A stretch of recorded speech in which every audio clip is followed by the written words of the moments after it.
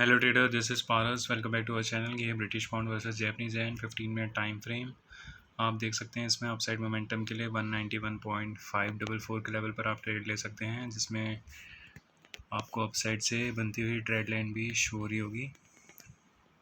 Trade line breakout and horizontal level का breakout हुआ तो अब इसमें आप ट्रेड ले सकते हैं। स्टॉप लॉस लेवल रहेगा इसमें आपका 191.469।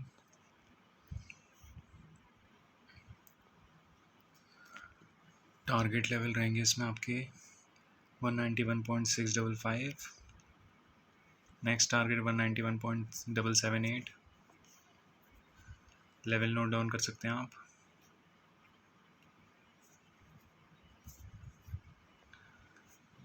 डाउन साइड मोमेंटम के लिए आप इसमें 191.210 के लेवल पर ट्रेड ले सकते हैं। Stop loss level 191.270।